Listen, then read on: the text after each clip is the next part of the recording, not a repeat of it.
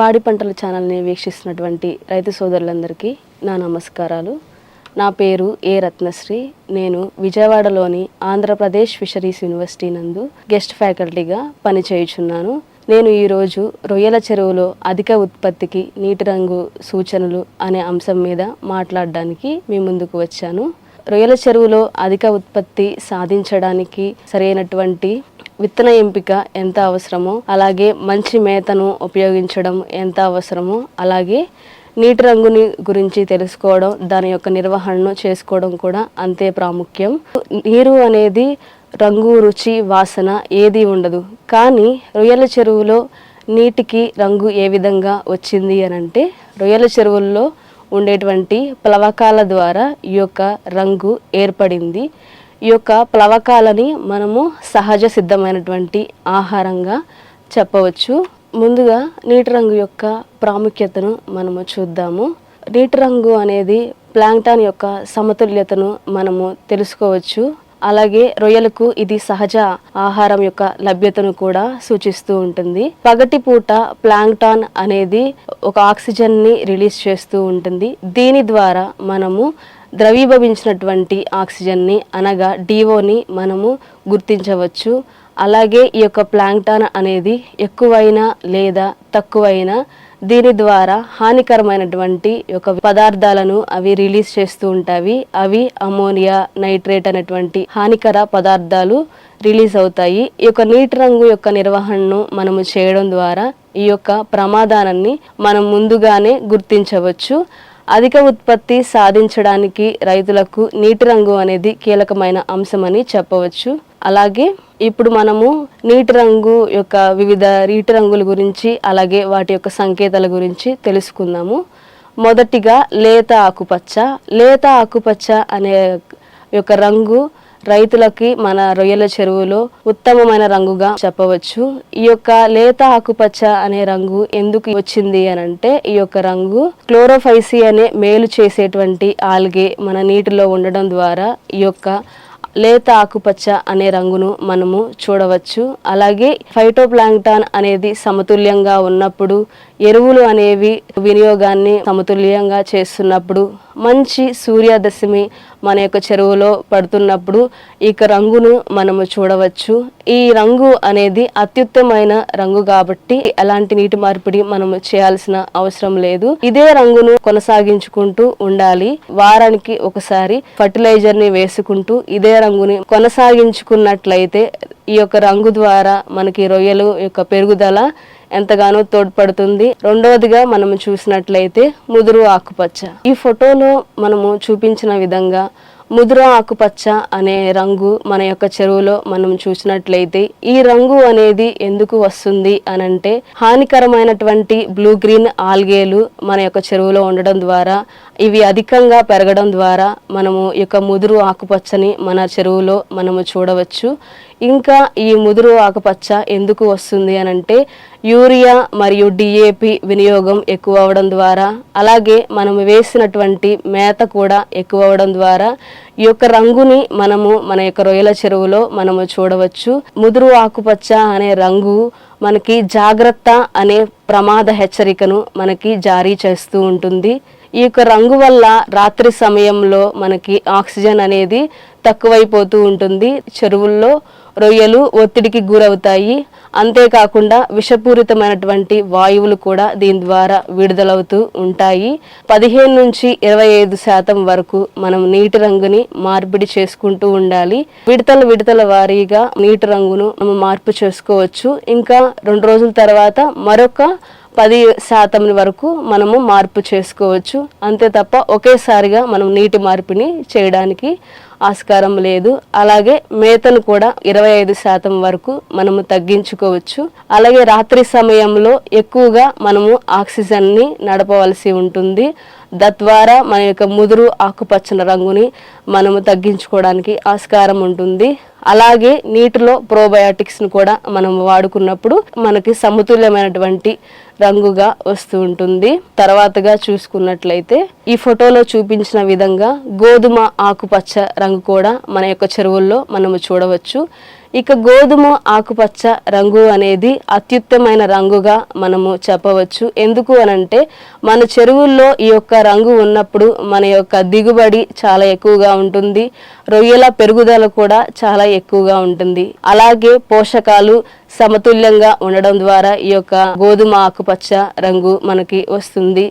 ఆరోగ్యకరమైనటువంటి ప్లాంక్టన్ అనేది మన యొక్క చెరువులో ఉన్నట్లుగా ఇది సూచికను ఇస్తూ ఉంటుంది. అలాగే ఈ యొక్క రంగుని మనం ఇదే విధంగా మనం కొనసాగించినట్లయితే రైతులందరికీ అధిక దిగుబడి వచ్చే అవకాశం ఉంటుంది. మనం తర్వాత చూసినట్లయితే ఈ ఫోటోలో చూపించిన విధంగా గాఢ గోధుమ రంగును మన చెరువుల్లో చూస్తూ ఉంటాము. ఈ గాఢ గోధుమ రంగు అనేది ఎందుకు మనకి మన రొయ్యల చెరువుల్లో కనిపిస్తూ ఉంటుందంటే హానికరమైనటువంటి డైనోఫ్లాగెల్లేట్స్ మన యొక్క రొయ్యల చెరువులో ఎక్కువైనప్పుడు, అంతేకాకుండా ఆర్గానిక్ మ్యాటర్ సేంద్రియ వ్యర్థాల ద్వారా కూడా ఈ యొక్క గాఢం గోధుమ రంగు మనము చూడవచ్చు. అంతేకాకుండా ఫైటోప్లాంక్టన్ అనేది చనిపోయి అడుగు భాగమునకు చేరి స్లడ్జ్ ఫామ్ అయినప్పుడు కూడా ఈ యొక్క గాఢ గోధుమ రంగుని చూడవచ్చు. ఇది కూడా ప్రమాదకరమైనటువంటి రంగుగా చెప్పవచ్చు. ఈ యొక్క రంగు ఉండడం ద్వారా మట్టి కూడా వాసన వస్తుంది. అలాగే ఈ యొక్క రంగును ఏ విధంగా నివారించవచ్చు, ఎటువంటి చర్యలు తీసుకోవాలి అని అంటే మొదటిగా నీటి మార్పిడిని చేసుకోవాలి. 15 నుంచి 20% వరకు నీటి మార్పిడి చేసుకోవాలి. ఇంకా ఇదే రంగు ఒక చెరువులో ఉన్నట్లయితే 2 రోజుల తర్వాత మనం ఇంకో 5% వరకు నీటిని మార్పిడి చేసుకోవచ్చు.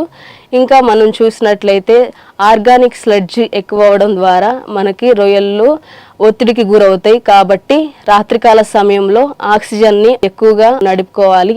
ఎక్కడైతే స్లడ్జ్ ఫామ్ అయిందో అక్కడ ఏరేటర్ని ఉండేలాగా చూసుకోవాలి. అలాగే ఈ యొక్క స్లడ్జ్ని మనం తగ్గించడానికి సాయిల్ ప్రోబయోటిక్స్ని కూడా తగిన మోతాదులో యూజ్ చేసుకున్నట్లయితే రైతులందరూ ఈ యొక్క రంగు వల్ల వచ్చే ప్రమాదాలను మనం తప్పించుకొని అధిక దిగుబడి వచ్చే అవకాశం ఉంటుంది. తర్వాత మనం చూసినట్లయితే ఈ ఫోటోలో చూపించిన విధంగా నల్ల రంగు కూడా కొన్నిసార్లు రొయ్యల చెరువులో మనము చూడవచ్చు. ఈ యొక్క నల్ల రంగు ఎందుకు వస్తుంది అనంటే ఆర్గానిక్ మ్యాటర్ ఎక్కువ అవడం వల్ల, అలాగే రొయ్యల విసర్జితాలు మనము వేసిన మేత మిగిలిపోవడం ద్వారా, తద్వారా అడుగున ఇవి స్లడ్జ్ లాగా ఫామ్ అయిపోయి మనకి నల్ల రంగులో నీరు కనిపిస్తూ ఉంటుంది. ఈ నల్ల రంగు అనేది అత్యంత ప్రమాదకరమైన రంగుగా మనము చెప్పవచ్చు. H2S అనే వాయువు మన యొక్క చెరువులో రిలీజ్ అయ్యి, అంతేకాకుండా కుళ్ళిపోయిన కోడిగుడ్డు వాసన కూడా చెరువులో వస్తూ ఉంటుంది. సమస్యను నివారించడానికి తక్షణమే మేతను మనము 50% వరకు తగ్గించాలి. లేకపోయినట్లయితే ఒక పూట మేతను ఆపినట్లయితే అప్పుడప్పుడుకి ఈ యొక్క సమస్యను కొంతవరకు మనం తగ్గించుకోగలుగుతాము. ఈ యొక్క నల్ల రంగుని మనము ఏ విధంగా మనం తగ్గించుకోవచ్చు అనంటే సరైనటువంటి సాయిల్ ప్రోబయోటిక్స్ వాడడం ద్వారా, అలాగే నీరు ప్రోబయోటిక్స్ వాడడం ద్వారా ఈ రంగును మనము సమతుల్యం చేసుకోవచ్చు. అంతేకాకుండా ఈ యొక్క వాటర్ని మనము ఎప్పటికప్పుడు 20 నుంచి 30% వరకు వాటర్ని ఎక్స్చేంజ్ చేసుకోవాలి.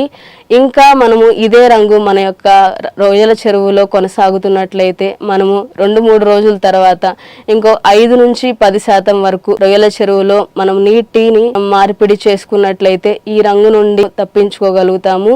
తగినటువంటి తక్షణ చర్యలను మనం పాటించి, అలాగే యొక్క ఎక్స్ట్రాక్ట్ ఉన్నటువంటి ఫర్టిలైజర్స్ని మనము వాడినట్లయితే ఈ యొక్క సమస్య కూడా తగ్గుతుంది. అలాగే సాయిల్ ప్రోబయోటిక్స్ కూడా అత్యంత ముఖ్యమైనవి ఈ రంగును మనం తగ్గించుకోవడానికి. ఇటువంటి తక్షణ చర్యలన్నిటిని ఫాలో అయినట్లయితే ఈ రంగు వల్ల వచ్చేటువంటి ప్రమాదాలను అరికట్టవచ్చు.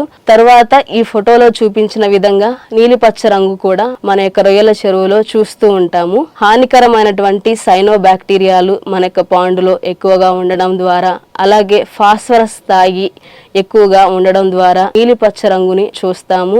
అంతేకాకుండా ఒక బ్లూమ్ లాగా ఇది పైన ఒక ఆయిల్ లేయర్ లాగా మనకి రొయ్యల చెరువులో తేటగా ఇది తేలాడుతూ ఉంటుంది. ఈ యొక్క సమస్య నుండి తగ్గించుకోవాలి అని అంటే ఫస్ట్ గా నీటిని ఎక్స్చేంజ్ చేసి తగినంత మోతాదులో ప్రోబయాటిక్స్ ని అలాగే మొలాసెస్ ని మనం కార్బన్ సోర్స్ ఉన్నటువంటి ఒక పదార్థాలను మనము వినియోగించుకున్నప్పుడు ఈ నీలి పచ్చ రంగుని తగ్గించుకొని నష్టాలకు వెళ్లకుండా అధిక దిగుబడి మన చెరువులో వచ్చే విధంగా సహాయపడుతుంది. స్పష్టమైనటువంటి నీరును కూడా కొన్నిసార్లు మనము చూస్తూ ఉంటాము. మన చెరువులో ప్లాంక్టన్లన్నీ ఒకేసారిగా చనిపోయినప్పుడు, అలాగే రసాయనాలు ఎక్కువగా మనం వినియోగించినప్పుడు ఇలాంటి సమస్యను చూస్తూ ఉంటాము. ఈ యొక్క సమస్యను అరికట్టడానికి ప్లాంక్టన్ గ్రోత్ అయ్యేటువంటి తవుడు, బెల్లము, అలాగే యూస్ట్ ఇవన్నీ కలిపి పులియబెట్టిన వాటితో నీటిలో మనము చల్లినట్లయితే తద్వారా ప్లాంక్టన్ని పెంపొందించుకోవచ్చు. అంతేకాకుండా యూరియాని అలాగే డిఏపిని కలిసి ఒక ఎకరాకి తగ్గట్టుగా వాడినప్పుడు ఈ యొక్క సమస్య నుండి తగ్గించుకొని ప్లాంక్టన్ గ్రోత్ అనేది మనం చూస్తాము. ఇది ఈ యూరియా అండ్ డిఏపి వాడినప్పుడు 2-3 రోజుల్లోగా లేత ఆకుపచ్చ అనేది సమతుల్యమైనటువంటి రంగుకి తెచ్చుకునేలాగా చూడవచ్చు. ఇప్పటి వరకు వివిధ రంగులు అలాగే వాటి సంకేతాలు, వాటి వల్ల వచ్చేటువంటి యొక్క ప్రమాదాలు, దాన్ని ఏ విధంగా నివారించుకోవాలో చూసాము. ఇప్పుడు నీటి రంగును మనం ఏ విధంగా నిర్వహణ చేసుకోవాలో మనం బ్రీఫ్గా చూద్దామండి. మనం ఫోటోలో చూపించిన విధంగా నిర్వహణ అనేది ఫస్ట్ సెచి డిస్క్ పరీక్ష మనం చేసుకోవాలి. సెచి డిస్క్ పరీక్ష చేయడానికి మనం ఉదయాన్నే మన చెరువుకి చేరుకొని నీటి పారదర్శకత ఎంత ఉంది అనేది మనం చూడడానికి ఈ యొక్క సెచి డిస్క్ని మనం ఉపయోగిస్తాము. మన యొక్క చెరువులో సమతుల్యంగా మన యొక్క ఉండాలి అని అంటే నీటి రంగు అనేది 30 నుంచి 40 సెంటీమీటర్ల వరకు మన చెరువులో పారదర్శకత ఉంటే శ్రేయస్కరం. ఇంకా ఎరువులు వినియోగం అనేది యూరియా, డిఏపి వంటివి ఎంత అంటే అంత వేయకుండా సరి అయినటువంటి సమతుల్యమైనటువంటి ఎరువుల్ని ఉపయోగించడం ద్వారా సరి అయినటువంటి అధిక దిగుబడిని మనము పొందవచ్చు. అంతేకాకుండా ప్రోబయోటిక్స్ వినియోగం కూడా కొన్నిసార్లు మన యొక్క నీటిలో మనము స్థిరత్వంగా నీటి యొక్క రంగుని ఉంచుకోవాలి అన్న కుళ్ళిపోయినటువంటి అలాగే ప్లాంక్టాను అడుగు భాగంలో చేరి అడుగు భాగంలో మనకి స్లడ్జ్ లాగా ఫామ్ అయ్యి దాన్ని మనం తగ్గించుకోవాలన్నా ఈ యొక్క సాయిల్ ప్రోబయోటిక్స్ అలాగే నీటి ప్రోబయోటిక్స్ని కూడా మనం యూజ్ చేయాల్సిన అవసరం ఎంతైనా ఉంది. అలాగే ఆక్సిజన్ అనేది చాలా ముఖ్యమైనది. మన రొయ్యల పెరుగుదలకు ఆక్సిజన్ అనేది చాలా ముఖ్యంగా ఉంటుంది. మనం చూసినట్లయితే ఇంతకుముందు మనం ఫోటోలో చూసిన విధంగా ముదురు ఆకుపచ్చ రంగులో ఉన్నప్పుడు రాత్రికాల సమయంలో మనకి ఆక్సిజన్ అనేది చాలా తక్కువగా ఉంటుంది. ఈ యొక్క ఆక్సిజన్ని మనము పెంచుకోవాలి అని అంటే 24 గంటలు ఈ యొక్క ఏరేషన్ని ఉంచుకోవాలి. అలాంటి సమస్య వచ్చినప్పుడు నైట్ అంతా మనం ఏరేటర్ని ఆడిస్తూ మన యొక్క చెరువులో ఉంచినట్లయితే ఈ సమస్య నుండి మనము బయటపడగలుగుతాం. చివరిగా చూసినట్లయితే నీటి మార్పిడి, మన యొక్క నీటి రంగును బట్టి మనం నీటి మార్పిడి అవసరమైతే మనం 10 నుంచి 20% వరకు నీటి మార్పిడిని చేసుకోవచ్చు.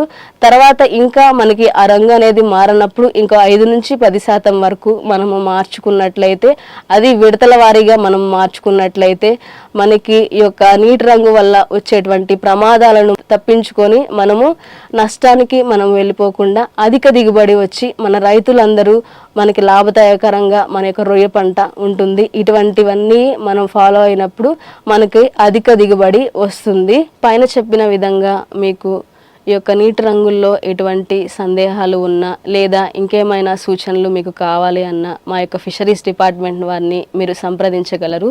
మీకు విపులంగా మేము ఎక్స్ప్లెయిన్ చేస్తాము. అలాగే ఈ యొక్క అవకాశం ఇచ్చినటువంటి పాడి పంటల ఛానల్ వారికి నా ధన్యవాదములు.